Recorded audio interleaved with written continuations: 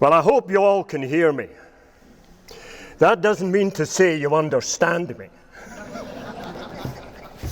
That's always been the case, but there's not a lot I can do about my accent. It's nice to see so many of you here. It's an honor for me to be a part of this. And thank you for inviting me. It's a special milestone in your history.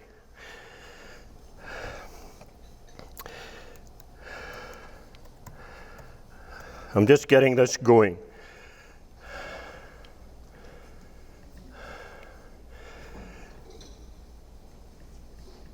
When I was initially asked to do this, I wasn't terribly sure where to start. This convention only lasts 2 days.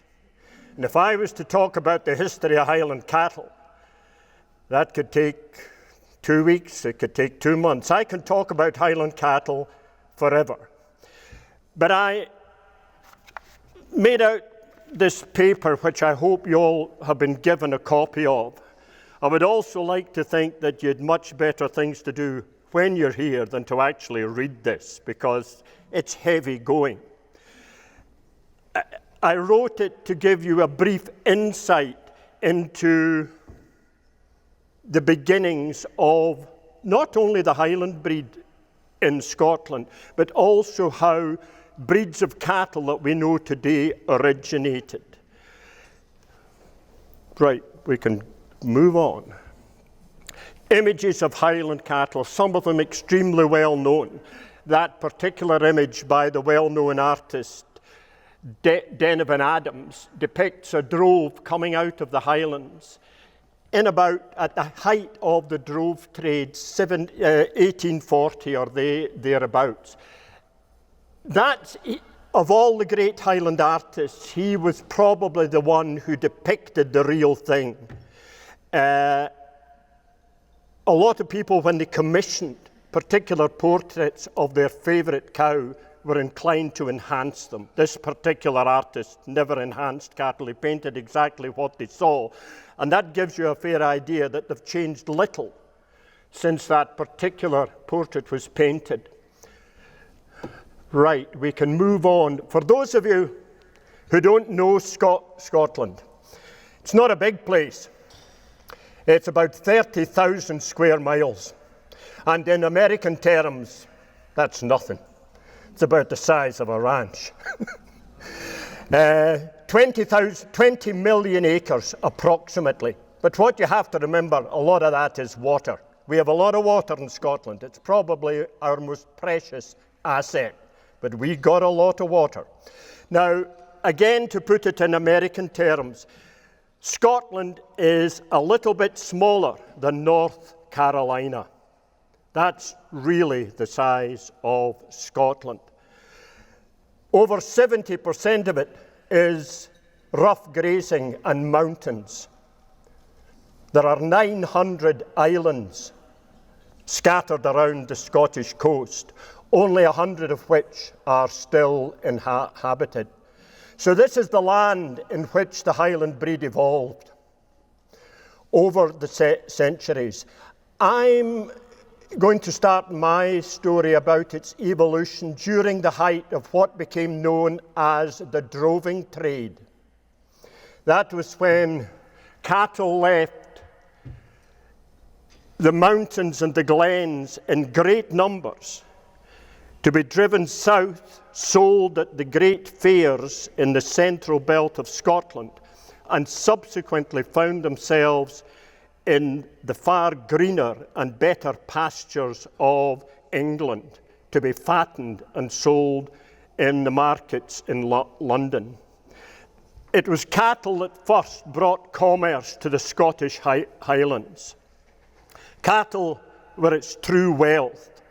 All the great clan chiefs had hundreds of cattle over their vast estates. There was no money, they just exchanged cattle. And it was really that brought commerce to the Highlands. But as the value of cattle began to increase during the agricultural revolution, and Britain, building an enormous empire and an army, the value of beef suddenly rocketed, and all of a sudden, cattle were the business to be in. So at the beginning of the 18th century, any landowner in Scotland was heavily involved in this droving trade. This particular map depicts some of the droving routes down to the centre of Scotland. You see where most of them land, on the shores, near the shores of the Firth of Forth. A lot of these cattle came from the Outer Isles. Now, can you imagine? Let's say it's 1800, and you have 500 cattle on the very Western Isles to be transported to the mainland through the island of Skye. How do you do this?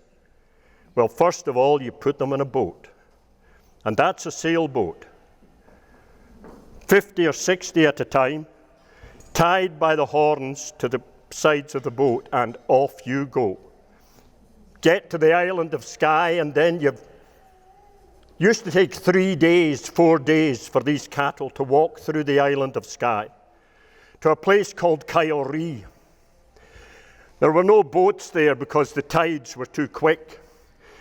You swam them across there when the tides, for very short periods, were still.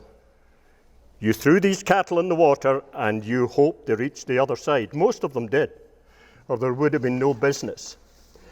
From then, they would drove them down through these long glens, no roads, no bridges. They drove them. The distances were nothing like the great cattle droves in your country, but there was every bit, if not more, danger in taking cattle from these islands to the great fairs in the Central Belt. That saw the evolution of the Highland breed. It also saw the evolution of the other breeds which Scotland has become famous for. But a lot of the early writers stated that the West Highlands of Scotland, there were cattle there with the greatest degree of purity in relation to type than anywhere else in Scotland. The rest of Scotland, there were certainly plenty of cattle, but probably of no great description. Some of them horned, some of them polled, multicoloured. But it was only after the introduction of the beef shorthorn that the cattle industry began to change. Enclosures were being made, the land was being drained, and what we now know as farms today were being created. And at the same time, the beef shorthorn bull, coming from England, and gradually began to standardise the type of cattle in Scotland. A part, that is, from the Highlanders. They continued to remain in the West, isolated, and that's probably one of the reasons why they were never actually infiltrated by other breeds. It was damned hard to get where these cattle were. Over this period, the breeds as we know them today were created. The Galloway, for instance, a depiction of the Galloway breed found in the very southwest corner of Scotland. At one time, the Galloways and the Aberdeen Angus breed were part of the same herd book. But the breeders in the very, very southwest of Scotland were determined to maintain the characteristics of their type. Very hardy cattle, great foragers, and they broke away from the Aberdeen Angus breed. Again, the early depiction of what the Aberdeen Angus breed has become. And when you think the influence that breed has had on cattle breeding worldwide, it's amazing that such a small island as Scotland could have such an influence on global cattle production. The other breeds in Scotland, this, for instance, a breed known as the Fifeshire breed from the east coast, It was a dual-purpose breed, equally good for milking, probably equally good for beef production. The breed is now extinct. I've often wondered if, and maybe I shouldn't say this to pure Highland cattle breeders, how many black Highland cows have you seen with white udders? Could there possibly have been some intermixing of blood with the old Fifeshire breed 200 years ago? Who knows? The only dairy breed ever created in Scotland was the Ayrshire breed. So those were the breeds that laid the foundations for cattle breeding in Scotland during the early part, 1800 onwards. They evolved in their own way, and they supplied, apart from the Ayrshire, the beef markets in England. They changed a lot during their evolution. That didn't happen to the Highland breed at all. All of the aforementioned breeds had people that were known as their improvers. It's not a word I would use, but the people who specialised in making the Shorthorn breed a true beef breed, from what had once been a dual-purpose breed, you had the people involved in developing the Angus breed, making sure they were all polled and they wanted them all black. How the red gene survived in the Angus breed is beyond me. But the Highland breed remained the same. I don't believe the Highland breed ever had anybody who could hold the title of being a great improver. There were a lot of people who had success during the early developments of the breed, but again, because of their isolation, nobody over-influenced the breed and reduced or restricted the genetic pool that was available. And that, to me, has been a godsend. We didn't all go down the same road trying to make our breed a standard. Thankfully, nobody ever said all Highland cattle should be red. There wouldn't be a Highland breed today if somebody, a supposed great improver, had said that. Thankfully, they left colours alone. Every other breed had to have a specific colour. And I've often said to myself, I wonder how many precious genetics were lost making a decision like that. A Hereford had to have a white face or it wasn't a Hereford. The Aberdeen Angus had to be jet black and polled or it wasn't an Aberdeen Angus. You could go on and on. That never happened to the Highland breed, and that was a blessing. So that's really how the Highland breed evolved. There were people, if I were to credit anyone with seeing the need to not so much improve the Highland breed, but to improve its marketing qualities, was the 5th Duke of Argyll. He was a cattle breeder on a big scale. He owned most of the county of Argyll, and a lot of his fellow clansmen were heavily involved in the cattle business. And they knew the sort of Highland cattle that the cattle finishers south of the border wanted. And in the year 1789, the Duke of Argyll took it upon himself to organise the first ever livestock competition in Scotland. And it was held outside the village of Connell, which is in the very west coast of Scotland. One could say right in the middle of Highland cattle country. And the object of his competition was to highlight not only to his fellow clansmen, but to all the other breeders, what improvements were needed in the breed. And he was focusing on fleshing qualities. He said, Highlanders don't need to be this size. What we have to focus on is improving the overall fleshing qualities of the breed. That was the first ever livestock competition in Scotland, and I'm rather proud of that fact. So you think we set the ball rolling with regards to showing. Look where it's gone today, eh? The less I say about that, the better. That competition, needless to say, was won by a Campbell. You know, who else was going to win this competition when it was organised by a Campbell and held in the middle of Campbell country? But that was the beginning of what we know today as showing livestock. That was the man who was responsible. One of the great writers slightly after that on all things agriculture in Scotland was the Reverend John Walker, who wrote an economic history of the Hebrides and the Highlands of Scotland. It was published in 1808.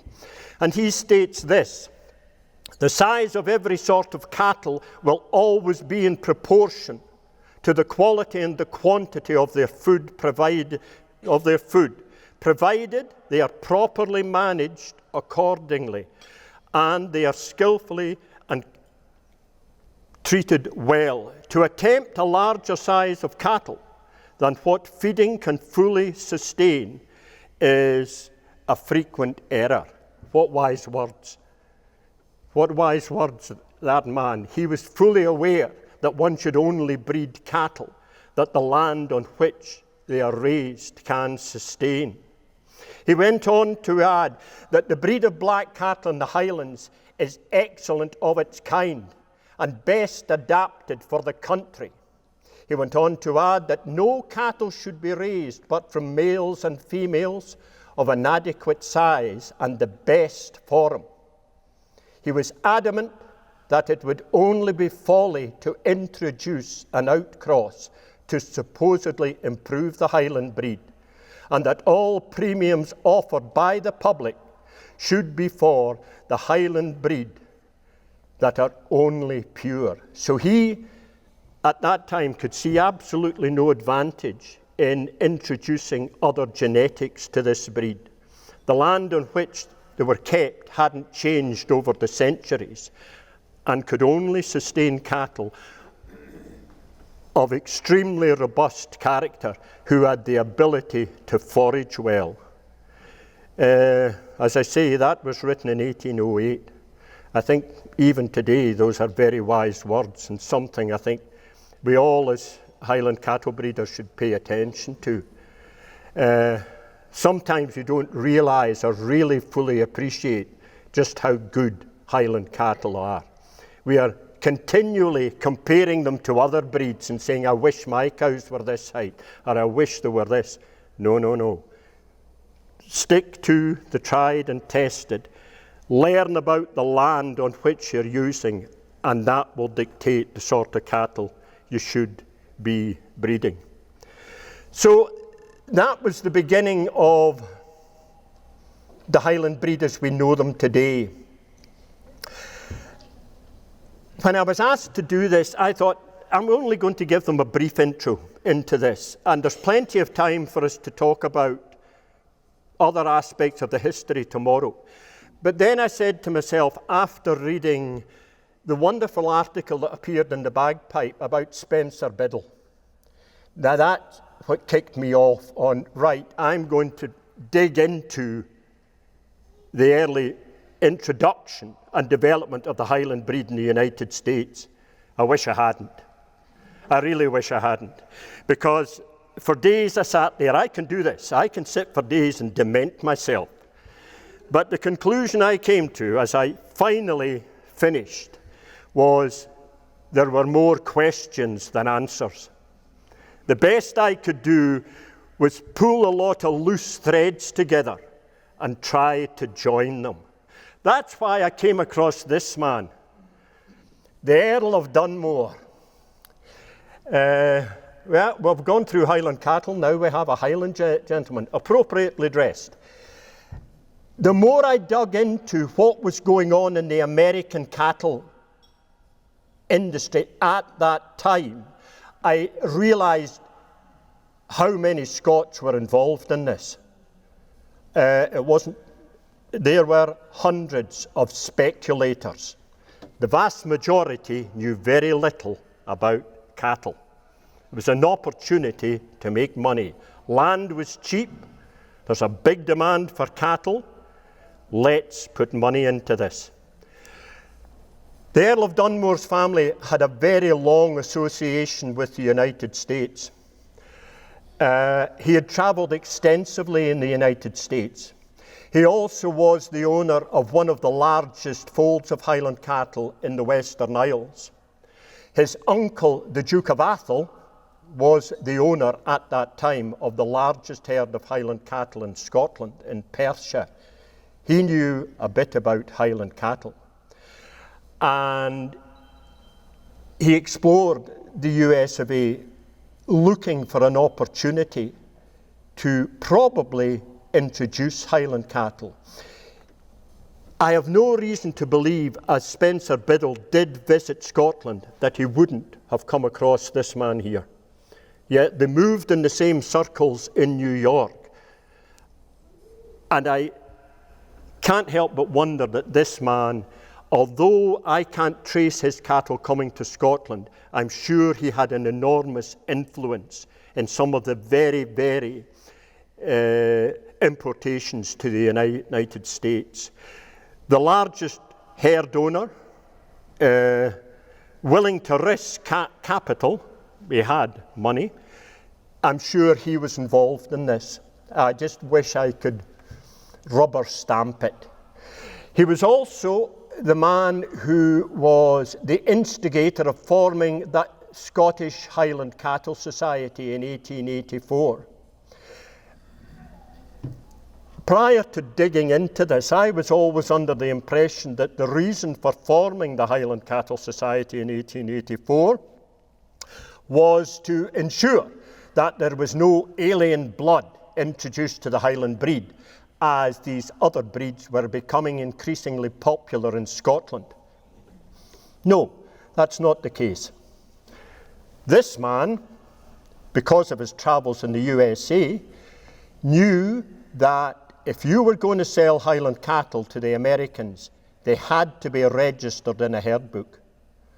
All the Angus cattle that were imported, all the shorthorn cattle that were imported, the Hereford cattle that were imported at that time, all had to have herd book documentation. So at a meeting at the Royal Highland Show in Edinburgh, Scotland, this man organised a get-together of all the Highland breeders, and I'm sure he would have included in the address he gave them prior to forming the society the reasons for doing this. If we want to become a part of this, we have to have a registered herd book with the pedigrees of all the cattle. And that was the birth of our society in 1884, and the first herd book was published in 1885. Once again, we have this man to thank. The Earl of Dunmore. Again, as I was digging, I kept digging, and I came across a very interesting book written by Lewis F. Allen. He was writing this in 1868, and the work is entitled American Cattle, Their History, Breeding and Management. This book has recently been republished. If you get the opportunity, get your hands on it. It's a fascinating insight into everything that was going on in that era with regards the breeds that were to come into America and develop what became the biggest cattle industry in the world. He saw potential, although he believed there were no Highland cattle in America at that time, 1868. He saw potential for the Highland breed in the United States. And part of the potential he saw, it was going to help to standardize the cattle he saw in New England, which had become mongrels. He thought they were originally South Devons, a breed from the south of England, which the early people brought with them to the United States. They were a sort of dual-purpose breed, useful for milking, useful for beef production. But because they had little else to use, they'd obviously become inbred and become inferior sorts. And he thought, the Highlander is the beast to sort this out. He'll toughen them up.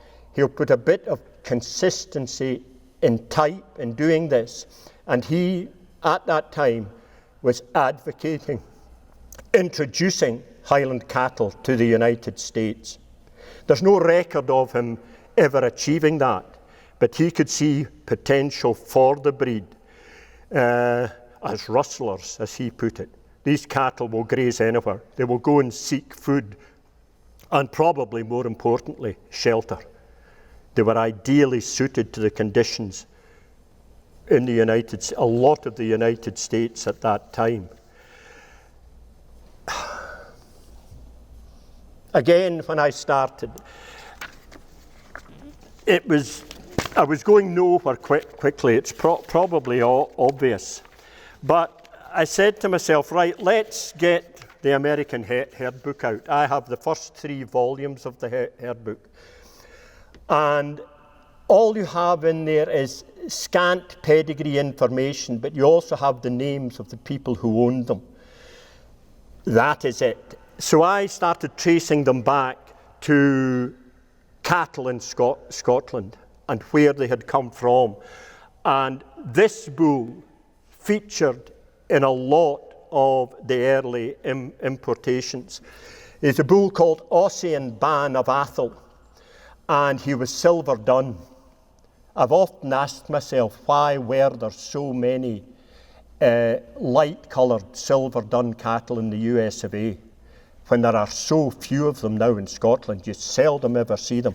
And I believe this bull and some of his descendants were the reason for there being so many.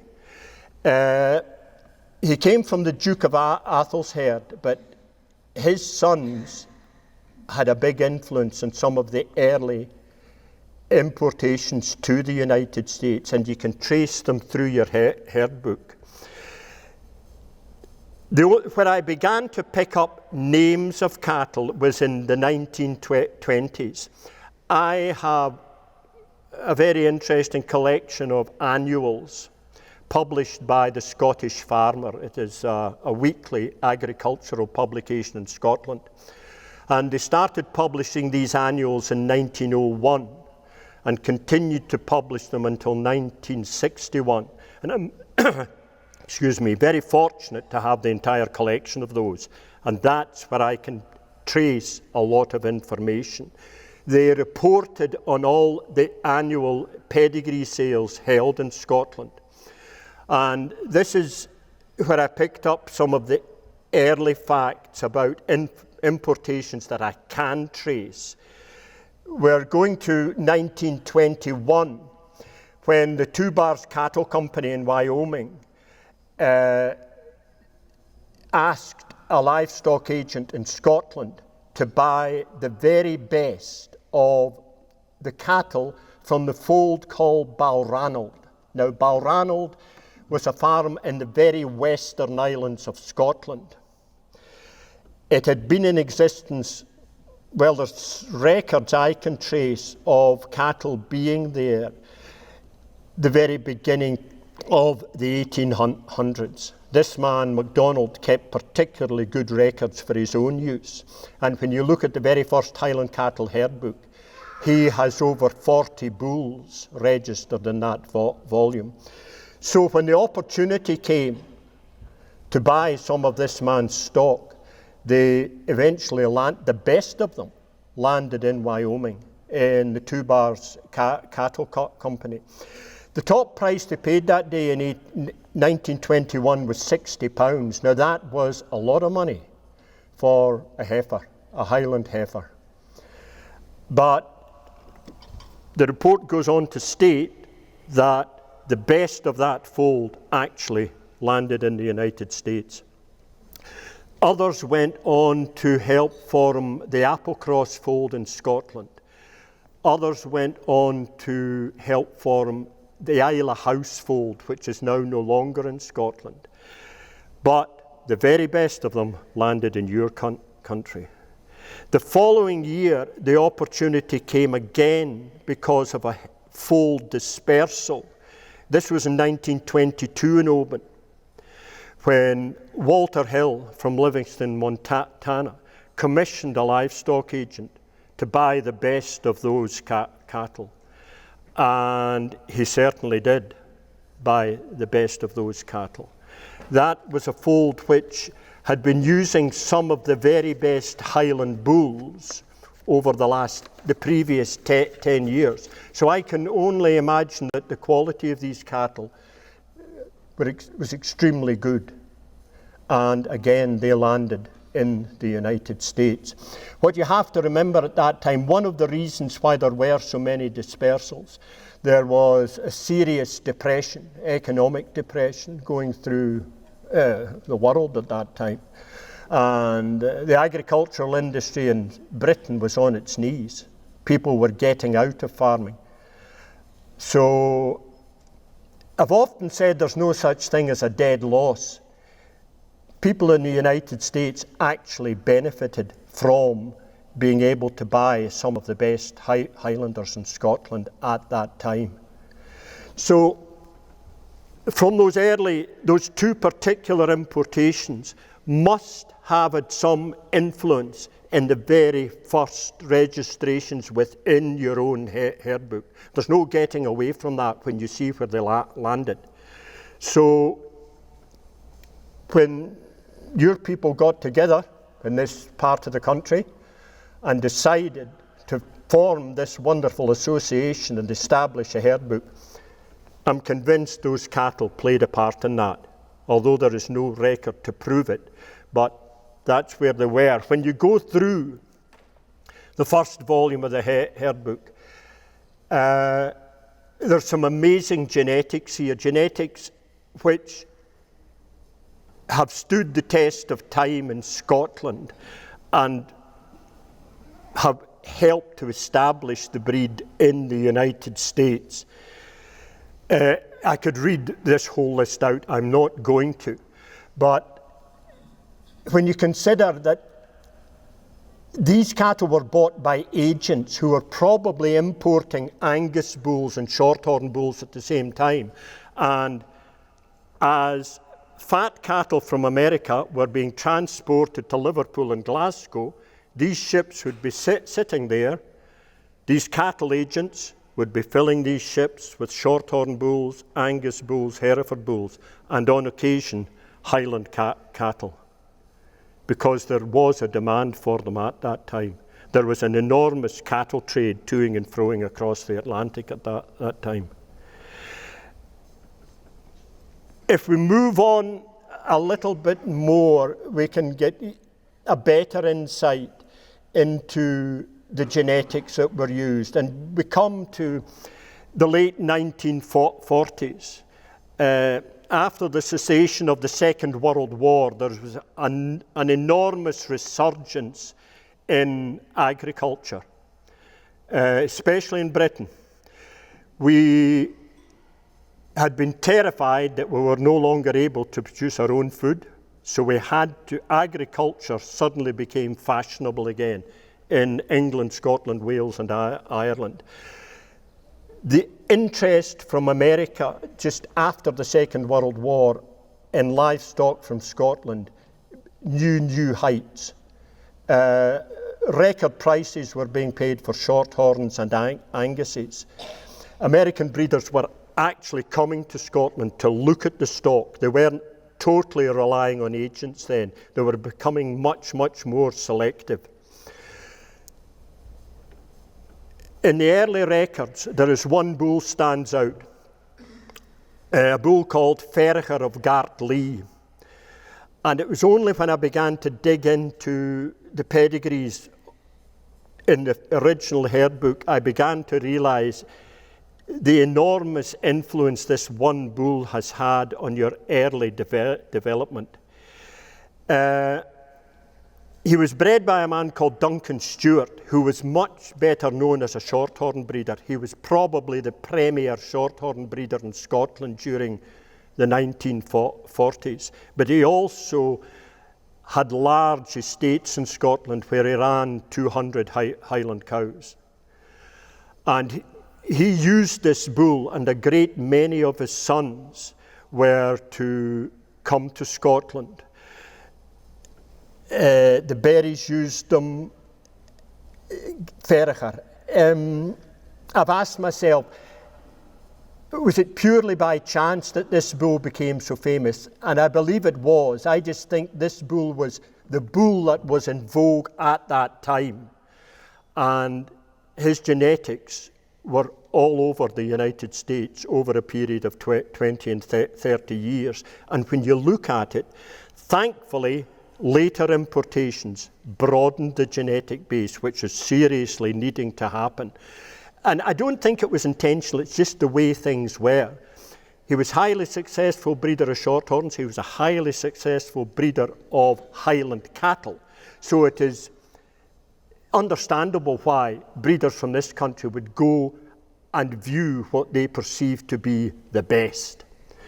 Fortunately, some of them looked further afield and introduced even new genetics from the west coast of Scotland, what one might term the homeland of the breed. And there was a great mix after that. I think one of the best importations that ever took place was when a president of the Scottish Highland Cattle Society, Mr. MacDonald, was invited to come to Montana and visit Highland cattle breeders.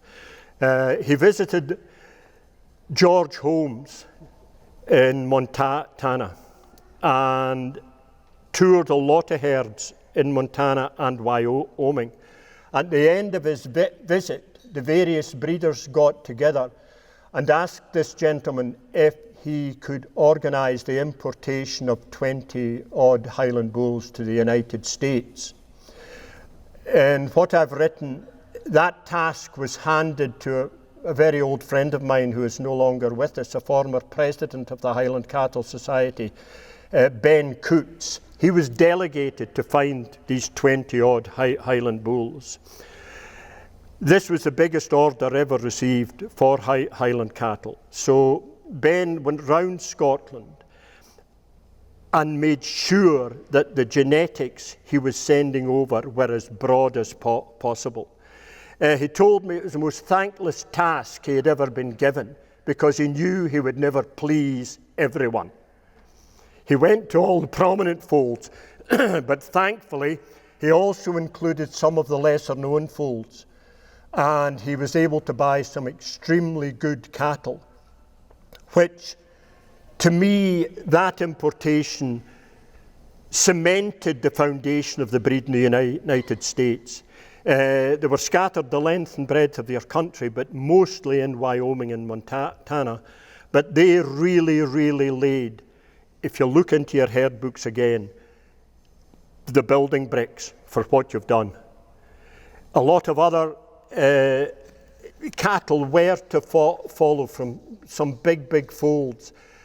The Isla House fold in the island of Ireland, Scotland, sent over 40 heifers, which had some of the most fashionable genetics. I'm not always saying that fashionable genetics are the best genetics, but the record price bull was the sire, Ulach of Achnacloich was the sire of 80% of those females that came into the United States. That helped to broaden the base again and keep it as wide as possible. In more recent times, well, you all know of recent importations. Henry Carse imported 2 bulls from Scotland, a bull from Claddich and a bull from Ormsbury, whose offspring I saw way back in 1987. They had done exceptionally well up there in northern Vermont.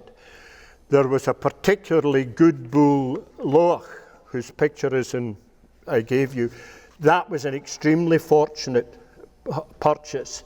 He was used by several breeders in New England and eventually ended up with Dr. Faulkner in Pitcher Mountain. I saw cattle there in '87 who probably were granddaughters of this bull loch. They were some of the finest Highland cows I've ever seen. They were amazingly well-structured, broad cattle. I couldn't believe it when I saw them. And Wally Weaver, the farm manager at that time, I was discussing the bull loch with him. Although he hadn't seen him, he could pretty much tell which ones were the descendants of that great bull. He'd been champion in Oban, our annual sale, and I think he was bought for the princely sum of about £170. So it just goes to show you don't have to spend a fortune to buy good cattle. The price tag is only a tag. But Loch had a tremendous influence in the New England states. The old Scone Palace bull, whose semen has been selling so well of late, that bull has had a big influence on the breed. I wonder what sort of influence the new genetics that have been introduced of late will have in your breed now. I still think it's a great pity we cannot exchange live cattle. That's a great pity. Kansas semen are wonderful embryos, but you don't get the same thrill doing that. You don't, walking around Scotland and selecting cows to take embryos from. Yeah, it's okay, but there's something missing. There's something unnatural about it. I know it is the only option we all have to exchange genetics, but it's kind of not for me.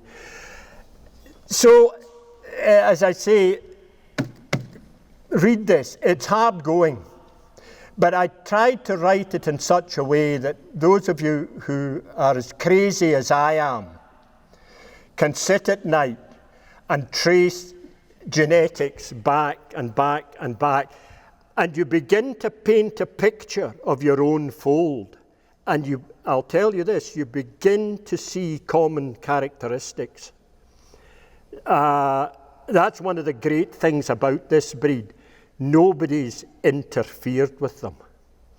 They're still the West Highlanders they were 250, 350 years ago.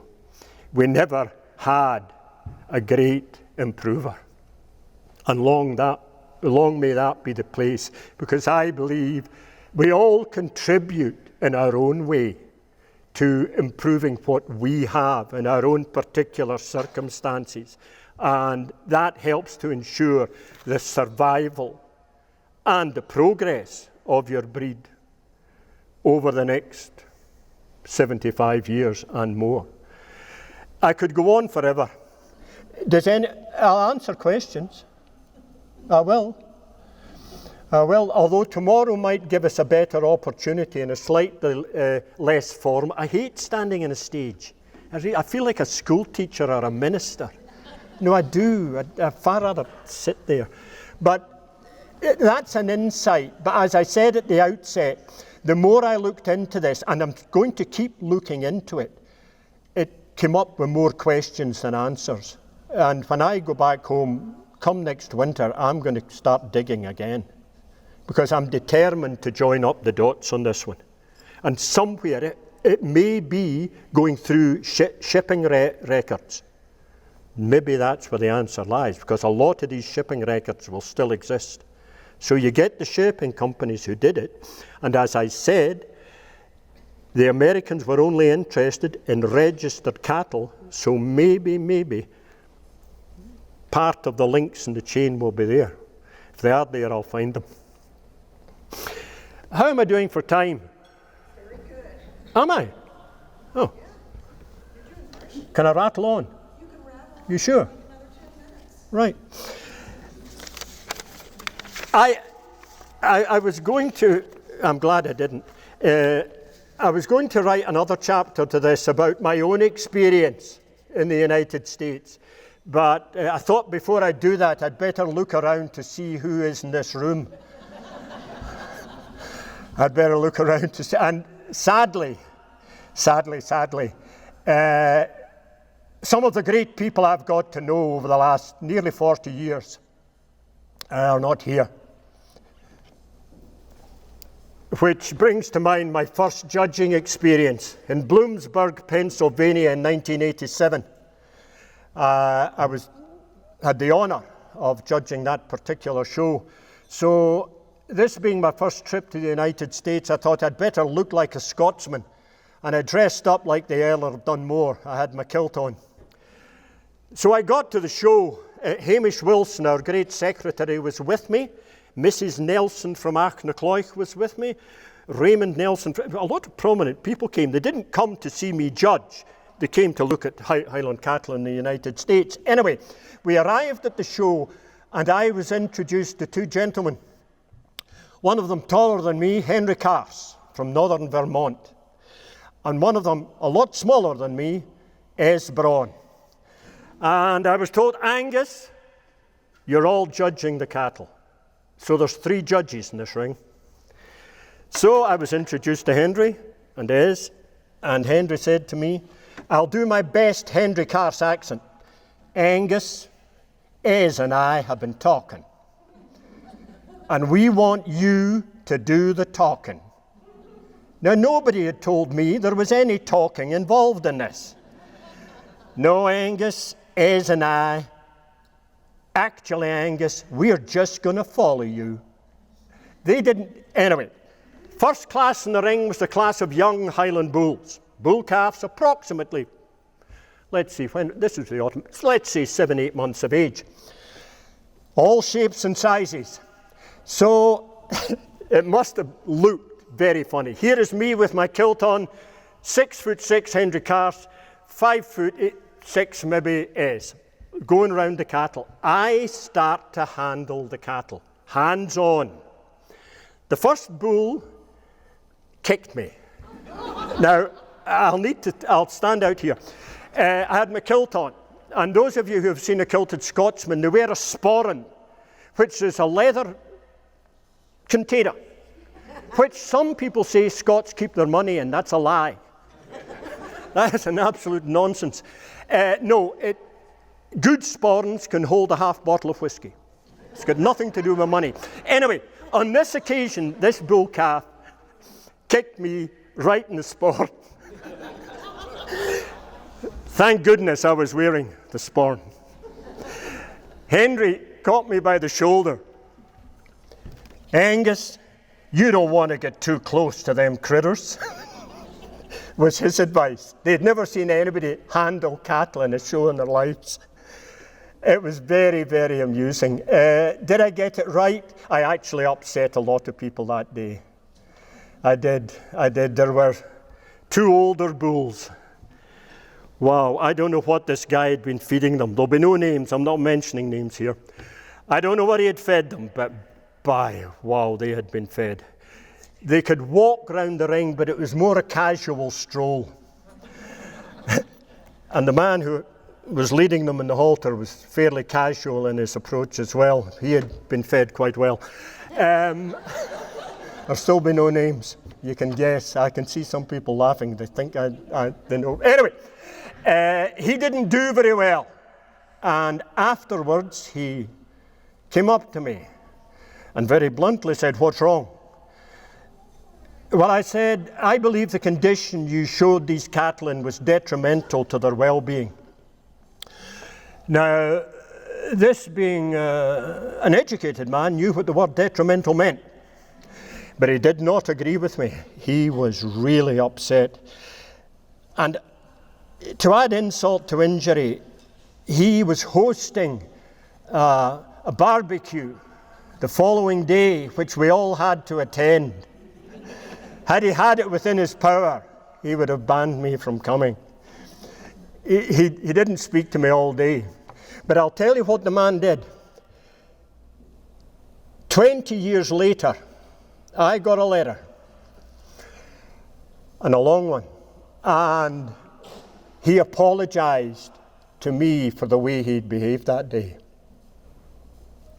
20 years, yeah. I thought that's okay. We all get upset at shows for all sorts of reasons. We all possibly don't do as well as we expect. But I was mightily impressed. I still have it. Yeah. From then on, the National Western Stock Show, I had the honour of being 1989, first time National Western. I had no idea what this was about till I got there. Most of you know what the National Western's about. Again, I thought this will be good. There'll be a nice show ring. This will be easy. I didn't wear the kilt, thankfully. Oh, the show day started. Art Robbins was in charge. He said, Angus, I had Her Majesty the Queen's factor with me that day, Martin Leslie. Your organisation, I'll tell you this. Your organisation, I had received a phone call. One Sunday, an American breeder said, Angus, you're coming to judge on that? Yeah. He said, Angus, do you think the Queen would come? This is true. This is true. I said, I'm not sure, but I can find out. I said, leave it with me. Now, why I did that, I don't know, but sometimes somebody poses a ridiculous question and you go with it. I went with this. Fortunately, I knew the Queen's factor of her estate in Balmoral in Scotland, where she has a fold of Highland cattle. I called Martin Leslie. Martin, I've just had an inquiry from the United States wondering if Her Majesty would like to attend the National Western Stock Show. That's interesting, Angus. I'll find out. I said, right, Martin. So, Colin Davidson it was, the late Colin. It was the sort of question Colin would ask you. I phoned Colin back. I said, Colin, I've spoken to Her Majesty's factor in Balmoral. He's going to speak to Her Majesty and you will be told in due course whether Her Majesty can attend the show. Unfortunately, she was unable to do so. But she appointed her factor to represent her. So Martin and his wife and myself attended the National Western Stock Show that year. We were all presented with Stetsons, which we had to wear. And I have this wonderful photograph of the Queen's factor. This was a gentleman of high degree, with a Stetson not particularly well placed in the back of his head, holding a can of Bud Light. Now, to me, that's a classic image. He has never seen this, and I'm so sad I'd never sent a copy to Her Majesty. She would have absolutely loved that picture. He looks quite inebriated, and he wasn't. But anyway, during our stay there, because of the importance of him being there, he brought along with him a letter from Her Majesty thanking the association for the very kind invitation and expressing her disappointment that because of other commitments she was not able to attend. But she had sent someone to represent her. We were given the great honour at the rodeo one of the evenings to ride on this Budweiser stagecoach. I thought, right, okay. Now this stagecoach came into the ring at great speed. 6 horses, three pairs. I don't know. Yeah, okay. So Martin Leslie was allowed to sit on top. I was riding shotgun. Some of the other sponsors were inside, relatively safe.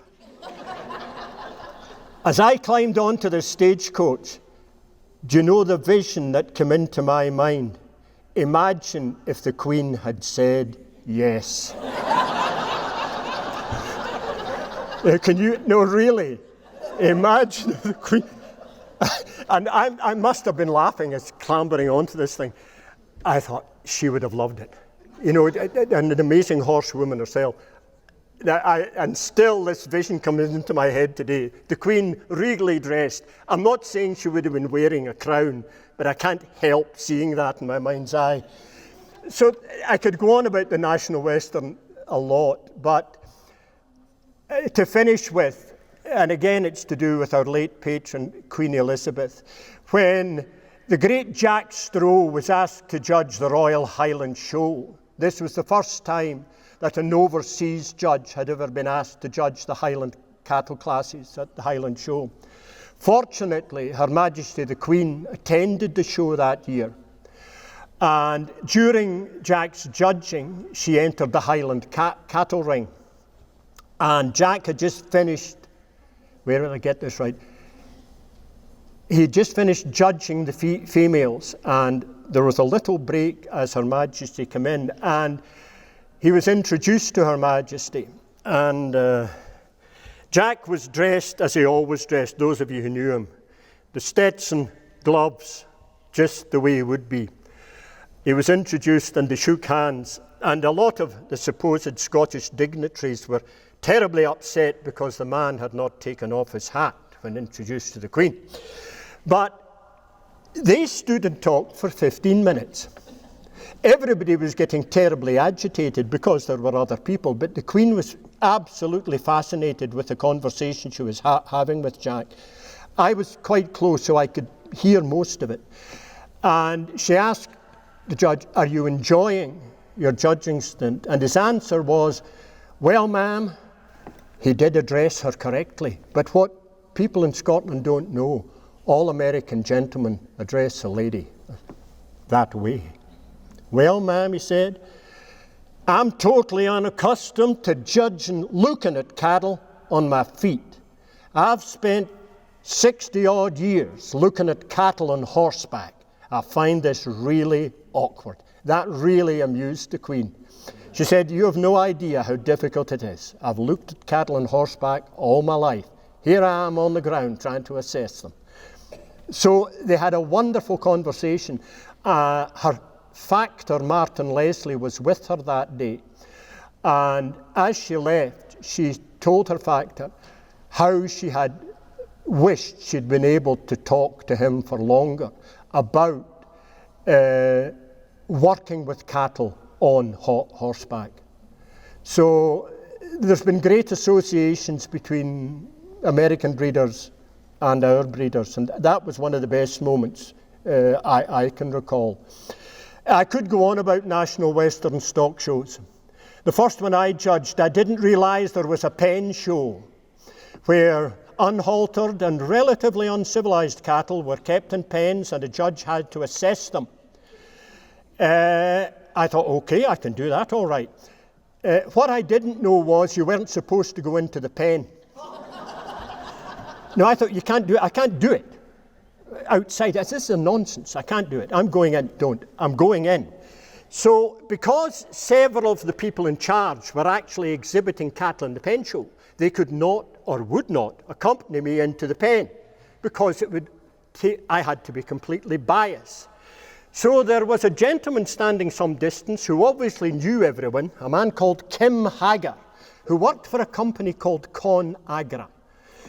Somebody grabbed him, Art Robbins grabbed him. He said, "Kim, you're helping him. You write down what he says." And he looked at what? So him and I into the first pen. There were heifer calves. They were relatively civil. That was okay. But I said to him, I said, "Look, Mr. Hager, I don't know you well." But he said, "If anything goes wrong here, we go in different directions. That way one of us will survive." So we get to the pen of cows. There were 5 cows in this pen. An interesting collection of cows. You didn't open the gate, by the way, you had to climb in. That was the reason I'm quite glad I didn't have the kilt on.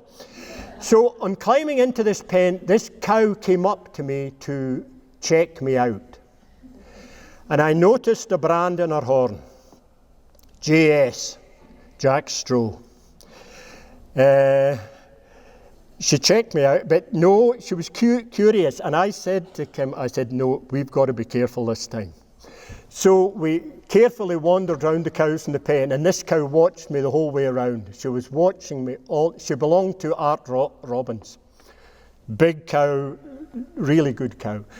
There was another cow in the pen which belonged to, let's just say, a breeder from the east. And she had been extremely well looked after. She had originated in Scotland, But she obviously hadn't reared the calf that for a while, let us say. I made her last. Now, I'm quite sure this gentleman from the east was convinced that because this cow had originated in Scotland, it was bound to appeal to me. A cow that doesn't produce calves, no matter how good she is, does not appeal to me. So I decided what I was doing, and JS was placed first. And the funny thing was, as we sort of walked round him, this cow almost escorted us out of the pen. But Jack Stroh, I've been told often, if you see GS on a cow's horn, you got to watch. They don't see a lot of people. In fact, some of them don't see any people at all. But that was my first experience of judging at the National Western. The haltered section was held in this tiny little ring. I can't remember what it was called. It was a sale ring, but you really couldn't have shown 10 cattle in it, and it wasn't. We moved on from there to the Pepsi Arena, which was almost palatial compared to this silly wee ring. I've never had the honour of judging up the hill. But then again, I've often wondered why they asked me 3 times to judge. I have a funny feeling they maybe have said, he'll surely do it better the next time. And eventually they gave up on that theory. But I've been extremely privileged to have had experiences like that. It broadens your eyes. You can get terribly tunnel focused when breeding livestock. And unless you continually take as much interest in other people's as you have in your own, you'll go nowhere. And to have had these opportunities certainly opened my eyes. The place where this hit me most was in Pueblo, southern Colorado, in the Stroh Ranch. One Sunday afternoon, we were standing in the edge of this canyon. Part of the canyon were a mile wide. Jack was there, Ted Robbins was there. And I said to Jack, Jack, this is the end of January. I said, what did they eat? He looked at me, Angus. He said, their heads are down. Their heads are down, Angus. Don't worry. I said, no, Jack, they aren't eating. They're looking for food. I was amazed that cattle could survive in such an environment. And he began to explain to me what they did eat. And in order to keep the gut right, the sort of protein blocks he fed to them. I'd never seen cattle in such a rugged environment in my life. And you're not talking 10 or 20. He was running, well, at his height, he had between 600 and 700 cows. I think there still were 400 cows in the ranch at that time. As we went back to the ranch, we drove past this corral. There were 5 Highland steers in it. And I said, what's this? Well, he said, Angus, me and the boys spent 5 days getting them in. He said, we hadn't seen them for 4 years. We kind of knew where they were, but we couldn't get them. So him and his 2 sons set off, and it took them 4 days, but they got them in. I said, no, Angus, he said, just let's leave them. Let's leave them. I said, what are you going to do with them? Well, he said, Angus, I reckon by this time in 2 weeks, there'll be McDonald's. That was the end of it. But that is the sort of ranching operation the Strohs had on that scale. I said, well, how do you do things? Well, he said, first of all, Angus, you've got to learn, never get off your horse. He said, when we go in there to get them out, load them up. If you come off your horse, you ain't going nowhere. Yeah. No, so that was a tremendous experience. He also told me a very funny story, and I related this to somebody not long after I arrived here. One day he was out, as one does on the ranch, and he saw in the distance 4 pickup trucks.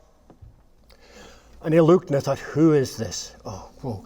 So he rode up, and he realized most of the people were on their knees. And he thought, this is a new religious cult out in the desert. I'd better go and see what they're doing. So the closer he got, he realized that each one of them was on their knees. They had pegged out a piece of ground roughly the size of this room into little square sections, and there was a person in each square on their knees. And a gentleman approached him, and Harry, he introduced himself as being Dr. somebody. And Jack said, yeah, what are you guys looking for here? Coyote shit. He said, yeah. We're counting coyote shit. So Jack, being a polite man, just said, yeah, okay. He said, why? And this doctor chap pointed to him, which was not a good thing to do. Jack Stroh was a big man. Because of you. Oh, I said, what do you mean by that? He said, it's people like you that have made coyotes scarce. How many coyotes have you shot in your life? Jack was quite taken aback, not being a violent man. He assured him he had never shot a coyote in his life. He said, I don't need to shoot coyotes here. He said, these cows kill coyotes. He said, you come back here in 3 months' time and I'll show you cows killing coyotes. So don't you blame me for the scarcity of coyote shit. Imagine being paid to count coyote shit. I thought that was hilarious, but it didn't put Jack up nor down. He just thought, okay, if that's what you live on. So again, I'm so privileged to have been a part of that and to have met people like that. Really fascinating. And some people say I must have an awfully good memory. No, I don't. The reason I remember is because the people are so interesting. It's not difficult to remember interesting people. Will I stop? I've no more jokes. Thank you very much, Angus. Let's give him a round of applause. Oh, good, thank God.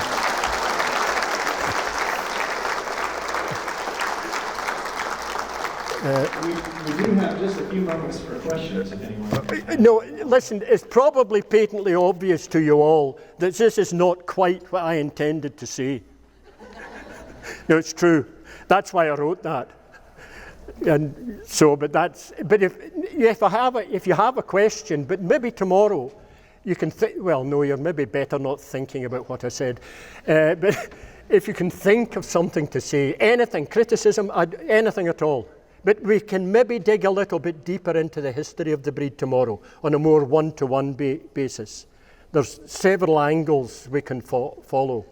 I could go down the story of the introduction of the breed, the rest of the world, for instance, because there's never ever been more interest in the Highland breed than there is today. The expansion of the breed throughout Europe, Australia and New Zealand is wow. Whoa. This is a good time to be a Highland cattle breeder, I can assure you. Maybe I don't like to think. 100 years' time, I'm 75. You never know. Okay, right. Thank you for being so polite and applauding.